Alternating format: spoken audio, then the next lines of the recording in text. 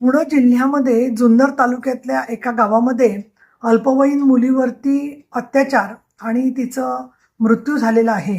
या घटनाच्या संदर्भामध्ये पोलीस अधीक्षक श्री संदीप गिल आणि इतरांच्याकडून मी माहिती घेतली. त्यामध्ये आरोपीला अटक झालेली आहे आणि हा परिचित होता आरोपी, परंतु दुर्दैवाने त्या मुलीला घेऊन तिची दिशाभूल करून त्यांनी नंतर तिला अत्याचाराचं बळी केलेलं आहे. नसरापूरची घटना झाली. त्यानंतर सन्माननीय मुख्यमंत्री देवेंद्र फडणवीस, उपमुख्यमंत्री एकनाथ शिंदे, उपमुख्यमंत्री सुनेत्रा पवार तसंच पुणे शहराचे आणखीन ग्रामीणचे पोलीस अधिकारी यांनी खूप पाठपुरावा केला. मी स्वतः त्या कुटुंबाला बराचसा धीर दिला आणि कोर्टामध्ये सुद्धा साक्ष समोर व्यवस्थित होऊन त्यामध्ये फाशीची शिक्षा झाली. आता एकदा सत्र न्यायालयात शिक्षा झाल्यावर पुढे त्याला काही काळ जात असतो. आता सुद्धा नागरिकांची हीच अपेक्षा आहे की या घटनेच्या मध्ये फाशीची शिक्षा व्हावी. मी श्री संदीप गिल यांच्याशी बोललेले आहे आणि सगळे साक्षी पुरावे, पोस्टमॉर्टम मधले पुरावे समोर आल्यावर निश्चितपणे याच्यात शिक्षा होईल.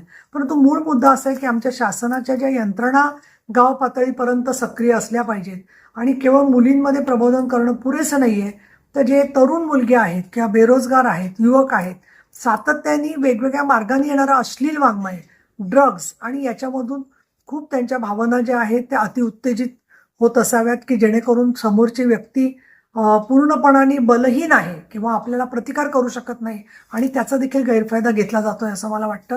आणि याबद्दलची एखादी मोहीम लवकरच हाती घ्यावी या दृष्टिकोनातून मी प्रयत्न करणार आहे.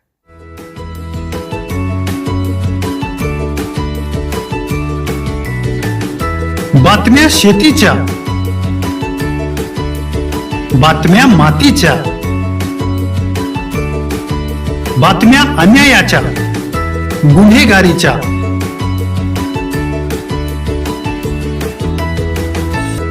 राजकारणाच्या आणि समाजकारणाच्या,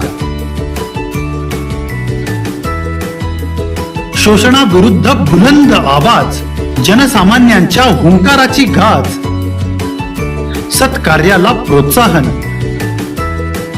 दुष्कृत्याला अनुशासन,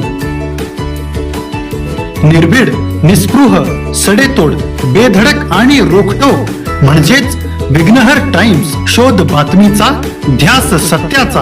आपलं चॅनल, आपली बातमी. सबस्क्राईब तर कराच, पण बेल आयकॉनवर क्लिक करायलाही विसरू नका.